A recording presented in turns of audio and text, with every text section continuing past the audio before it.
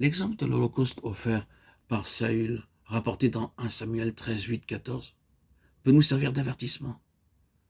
Il offrit lui-même l'Holocauste, au moins pour 3 raisons. Tout d'abord, il voyait que le peuple se dispersait loin de lui. Ensuite, Samuel n'était pas venu au temps fixé. Et enfin, les Philistins s'étaient rassemblés à Michmash et étaient sur le point de venir l'attaquer à Gilgal. À cause de tout cela, il s'était fait violence pour offrir l'Holocauste. Saül n'avait rien fait de mal, car il avait offert un sacrifice au Seigneur. Il pensa dans son cœur, comment pouvoir recevoir l'aide si nécessaire du Seigneur sans prier? Il en conclut que s'il priait davantage, il s'attirerait les faveurs de Dieu. S'il accomplissait un peu plus de son service envers le Seigneur, il recevrait la puissance pour délivrer son peuple de la main des ennemis. Saül a dû être bien surpris lorsque Samuel lui déclara « Tu as agi en insensé, tu n'as pas observé le commandement que l'Éternel, ton Dieu, t'avait donné. L'Éternel aurait affermi pour toujours ton règne sur Israël. Et maintenant, ton règne ne durera point. L'Éternel s'est choisi un homme selon son cœur et l'Éternel l'a destiné à être le chef de son peuple. Parce que tu n'as pas observé ce que l'Éternel t'avait commandé. » 1 Samuel 13, 13, 14.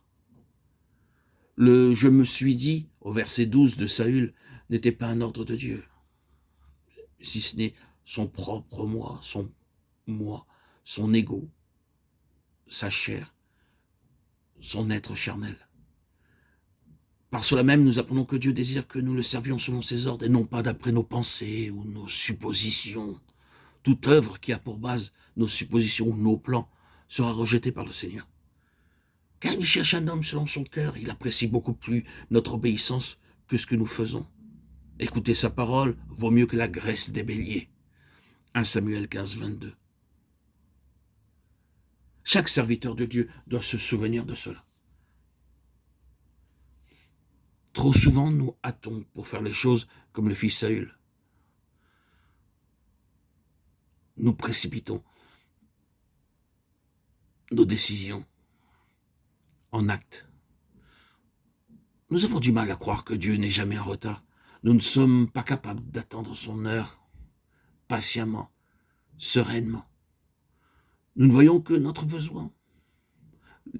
Les circonstances qui nous sont offertes nous poussent à agir. Mais nous négligeons d'attendre l'heure de Dieu. Et ce qui nous est proposé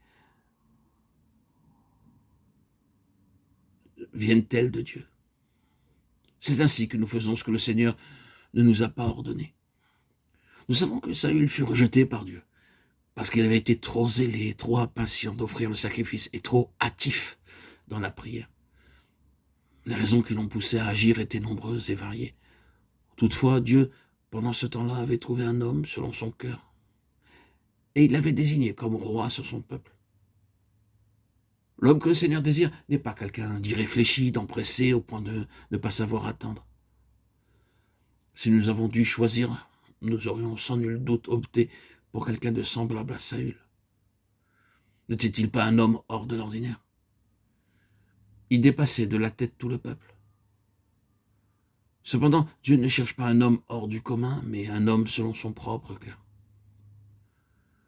Le but de notre service pour le Seigneur ne doit pas être le désir de faire de grandes choses pour notre satisfaction et celle des autres, mais pour que le cœur de Dieu soit touché et qu'il soit satisfait.